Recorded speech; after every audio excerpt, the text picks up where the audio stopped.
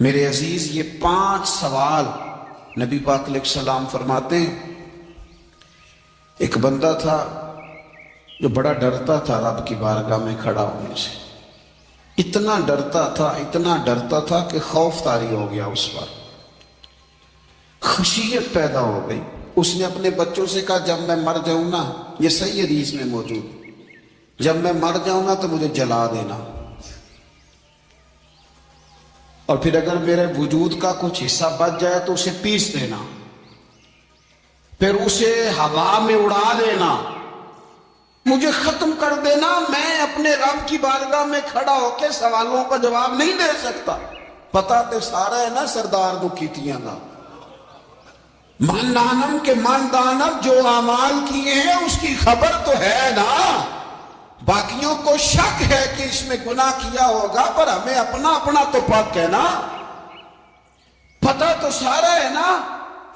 کہا میں نہیں کھڑا ہو سکتا اس کے حضور، مجھے جلا دینا، میری راکھ بھی بہا دینا، اڑا دینا ہواؤں میں۔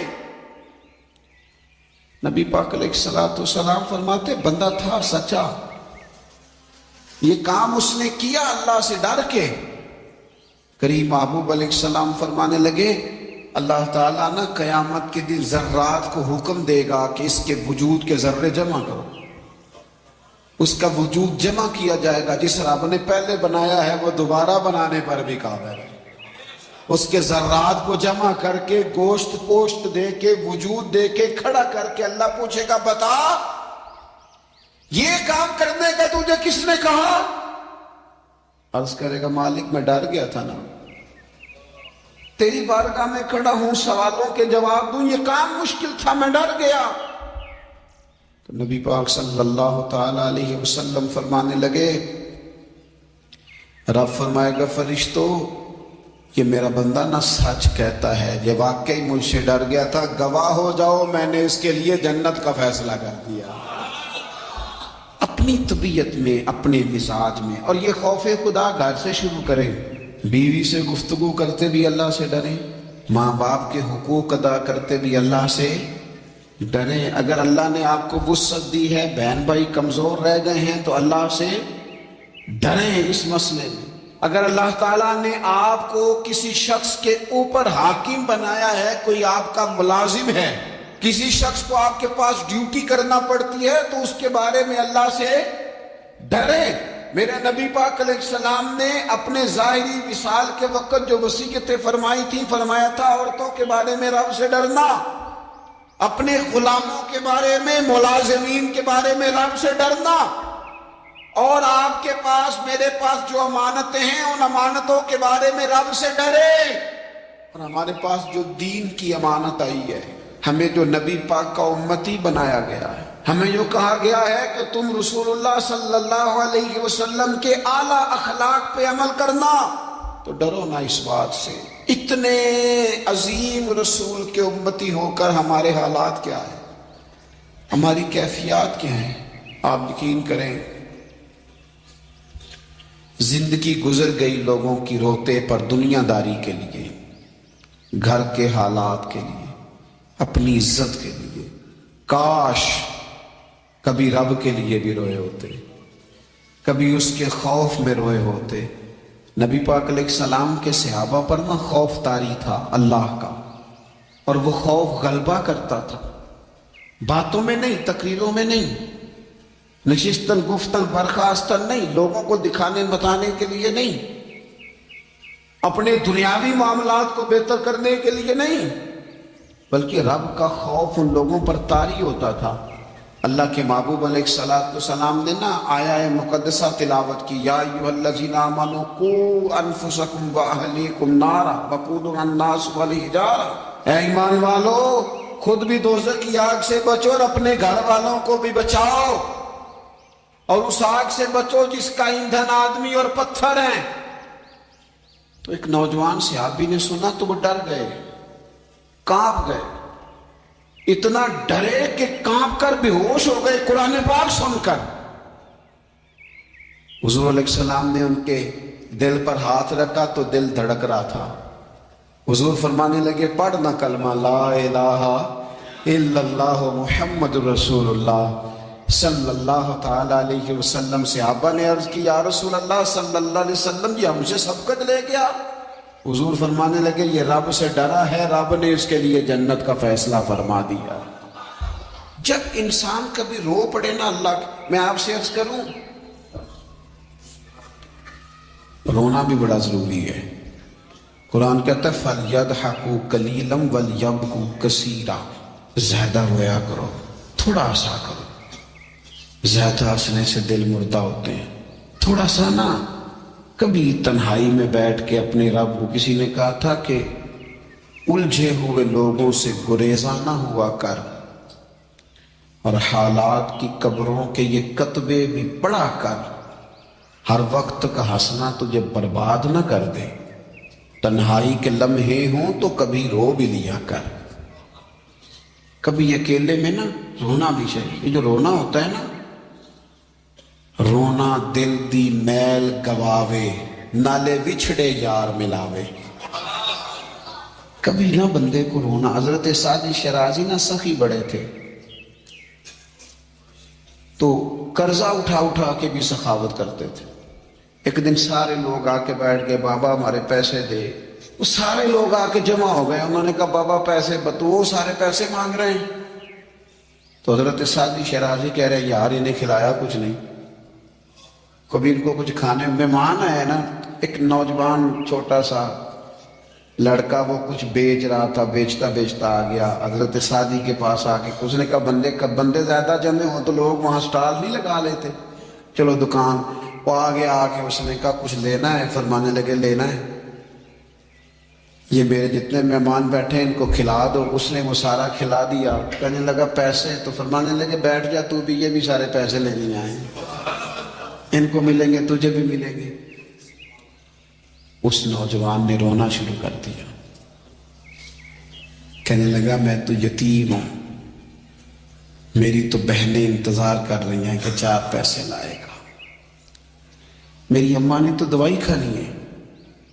हजरत सादी परेशान हो गए, बंदोबस्त करने लगे। उसके चंद आंसू गिरे थे कि आपका एक अकीदतमंद आया। उसने आके अर्ज की हुजूर बड़े दिनों से हाजिर होना चाहता था, ये नजराना तो रख ले थोड़ा सा। वो इतने ज्यादा पैसे थे कि हजरत सादी शराजी ने उस नौजवान को भी दिए और जितने लोग पैसे लेने आए थे सबका कर्जा अदा कर दिया। एक बंदा ना पैसे लेने आने वालों में कोई दर्द दिल वाला था। अल्लाह करे कोई दर्द दिल वाला भी मिले।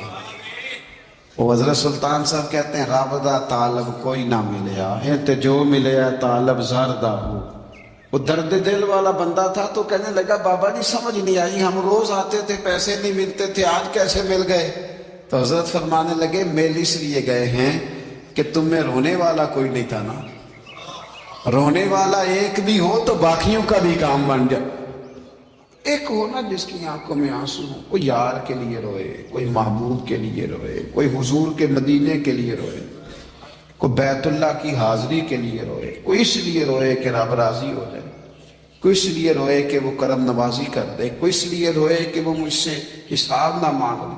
अगर तबीयत में ये बात, नबी पाक सल्लल्लाहु ताला अलैहि वसल्लम तकरीर फरमा रहे थे, हुजूर गुफ्तगू कर रहे थे, महफिल में बैठे हुए सहाबा में से एक बंदा रो पड़ा।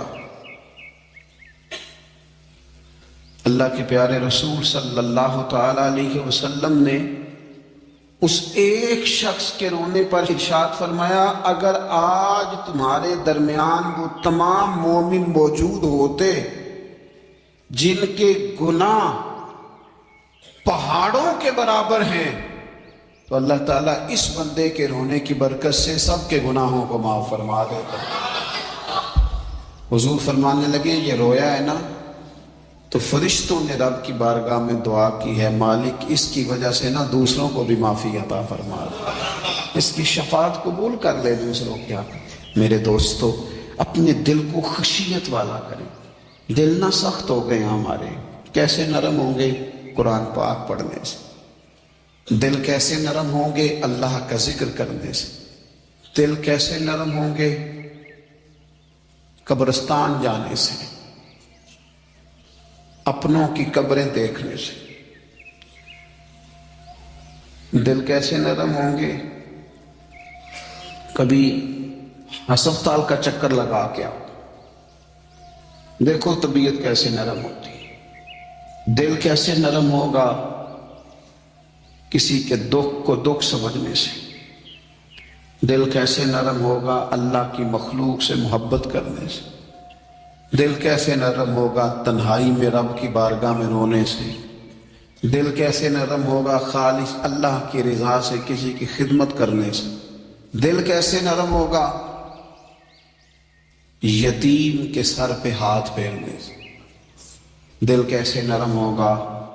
जब हम अपने मालिक की बारगाह में बैठ के लंबी दुआएं मांगेंगे। दिलों को नरम करने की तरफ लाओ। अल्लाह का खौफ, खशियत अपनी तबीयत में पैदा करो। उससे पहले पहले कि तंदुरुस्त जिस्म बीमार होने लगे। डॉक्टर कहते हैं पता ही नहीं चल रहा, रिपोर्टें तो ठीक हैं सारी, समझ नहीं आ रही। हमारे हाथों से कई लोग निकल गए, कोई पता नहीं चला। देर के बाद ख्याल आया कि सुबह बताया था डॉक्टर ने कि तू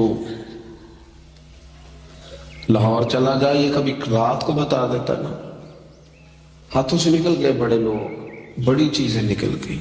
हमारी तैयारी है सबकी, वहां जाने से किसी को मफर नहीं और किसी को मकर नहीं। जाना है अपनी जिंदगी के अंदर खशियत इलाही। कुछ काम फकत इसलिए छोड़ दें, कोई हमें रोकने वाला नहीं, टोकने वाला नहीं, मना करने वाला नहीं, देखने वाला नहीं, इसलिए छोड़ दो कि मेरा रब ना नाराज हो जाए। एक चीज है जिसकी वजह से इंसान किसी का माल, इज्जत तो क्या, किसी के बारे में बुरा सोचने से भी बचता है। और वो चीज क्या है? वो है अपने रब करीम का खौफ।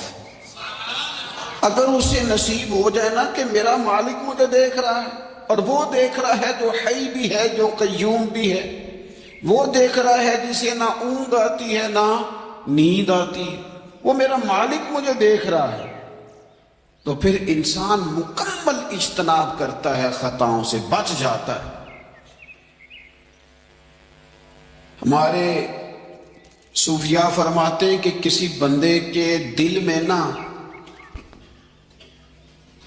वो कहते हैं ना लोग कि ब्रेक ठीक कर लो तो फिर गाड़ी रोड पे चढ़ा लो, फिर खैर है, जहां भी मौका आएगा इसकी ब्रेक लगेगी। फिर लोगों ने एक और आसानी की है, मैंने देखा है, कुछ ऐसी गाड़ियां आई हैं जिनकी ब्रेक नहीं लगानी पड़ती।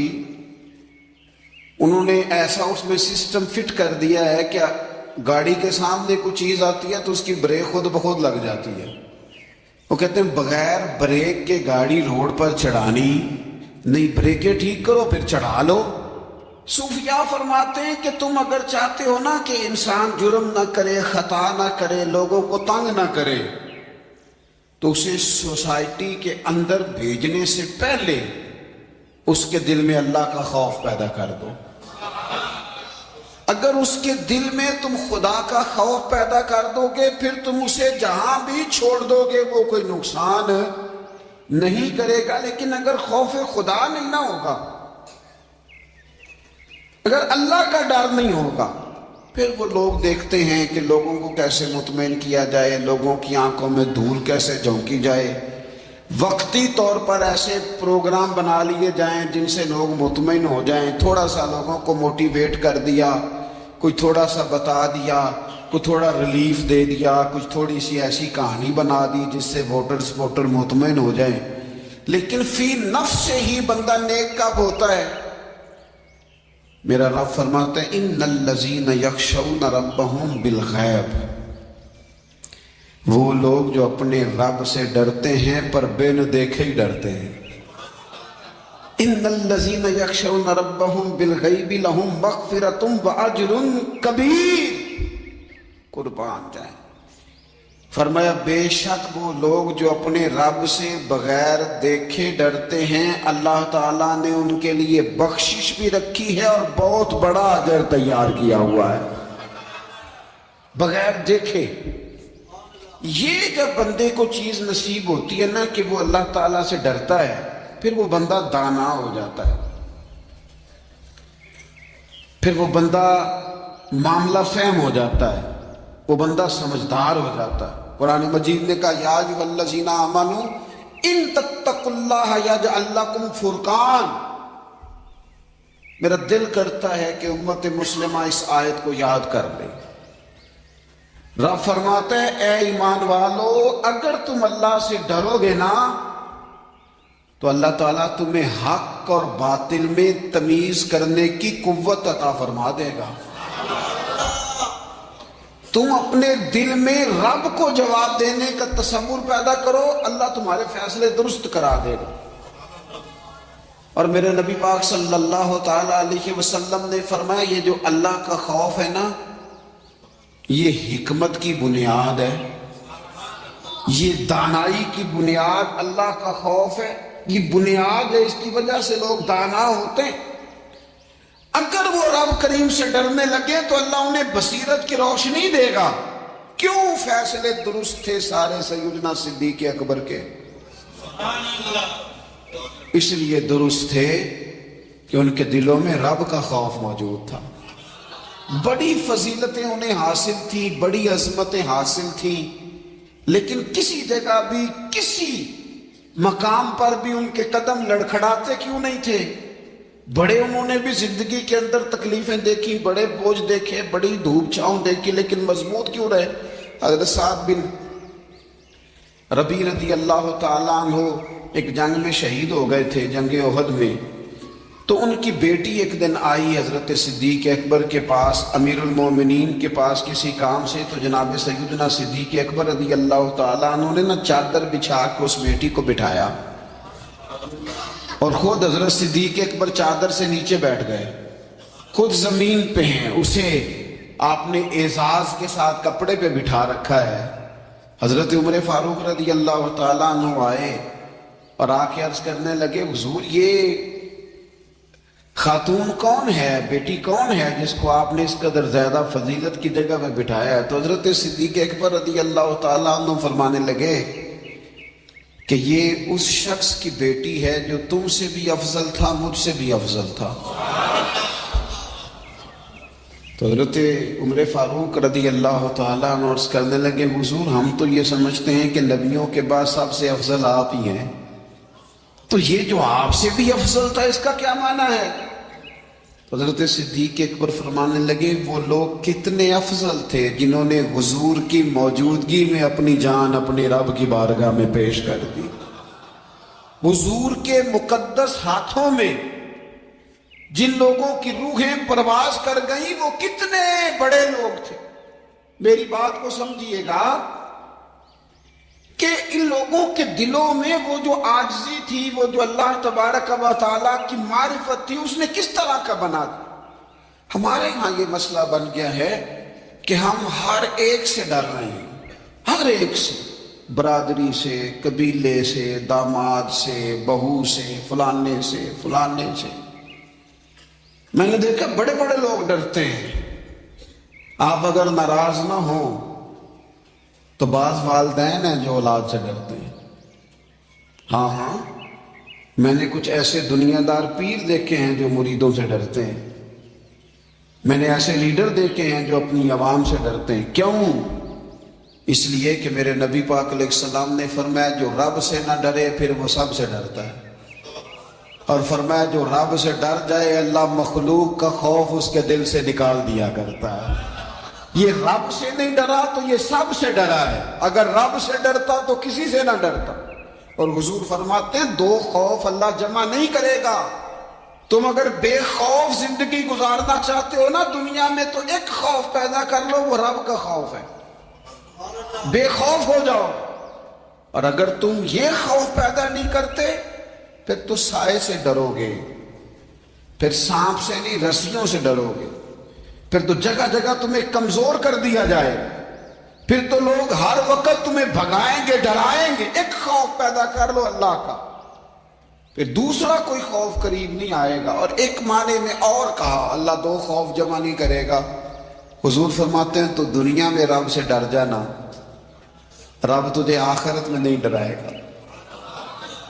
وہ جو اللہ کے ولیوں کے بارے میں کہا لا خوف علیہم ولا هم یحزنون، کیا معنی ہے؟ دنیا میں انہیں صرف اللہ کا خوف تھا، باقی کسی کا خوف نہیں تھا۔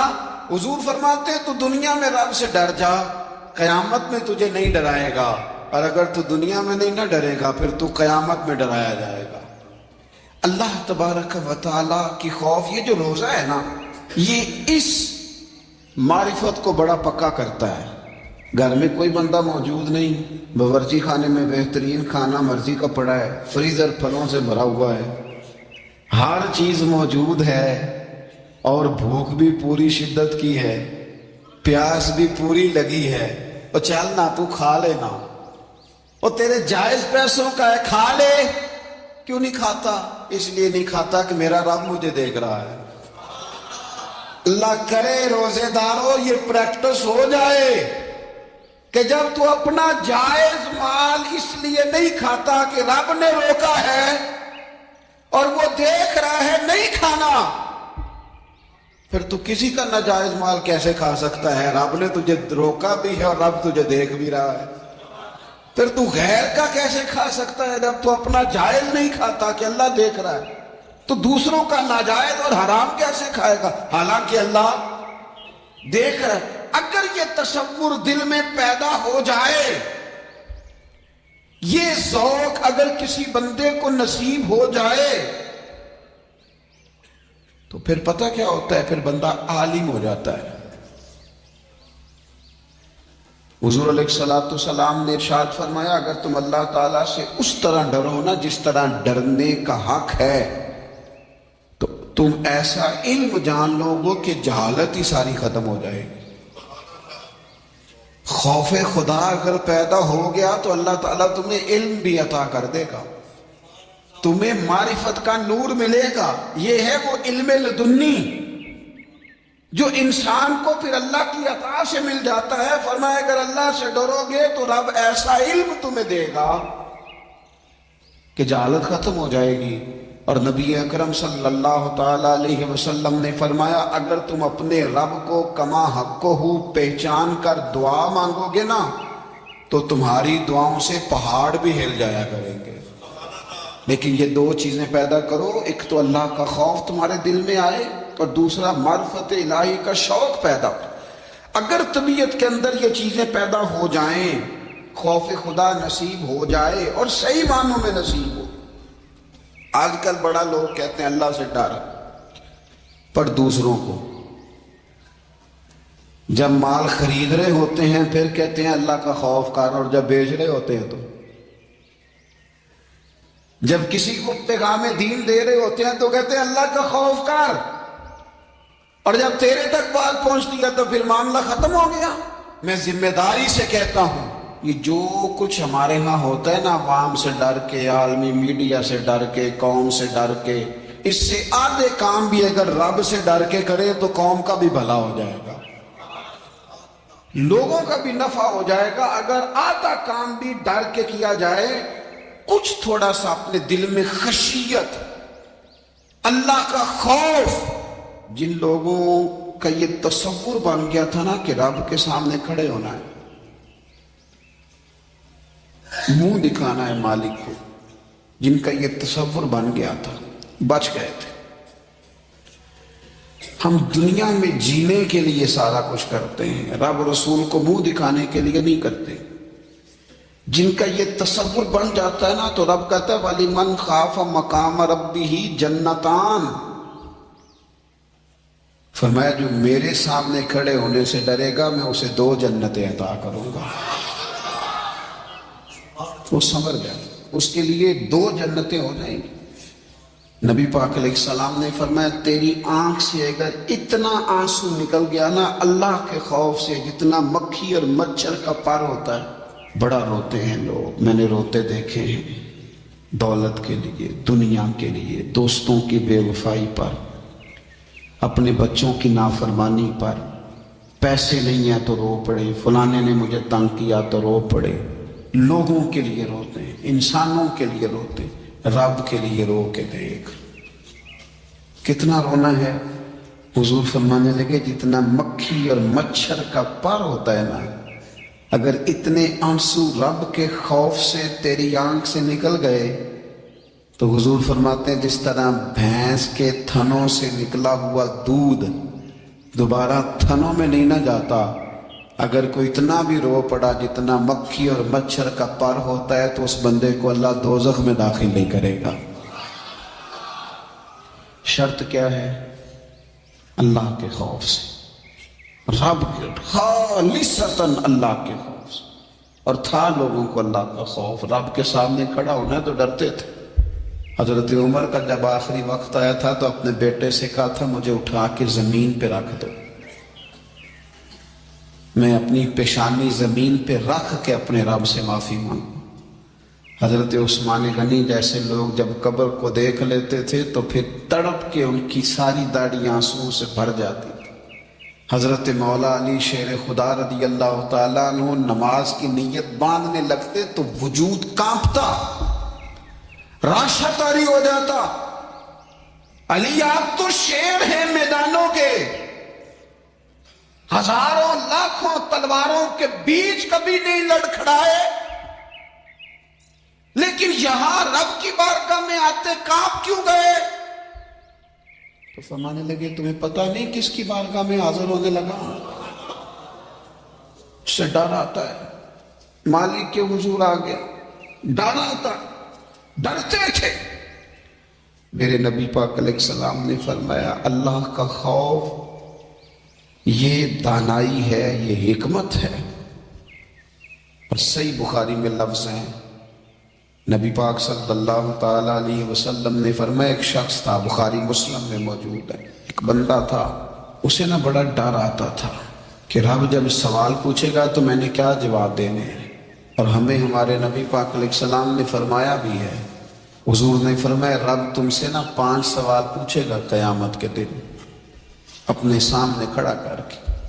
ساری تیاری لائق بچے بھی جب کر لیتے ہیں نا پیپر دینے کی، ذہین بچے ساری تیاری کر کے نا تو کمرہ امتحان میں جاتے ہوئے پھر بھی ڈرتے ہیں اور کہتے ہیں حضرت صاحب دعا کرنا میرا پیپر ہے۔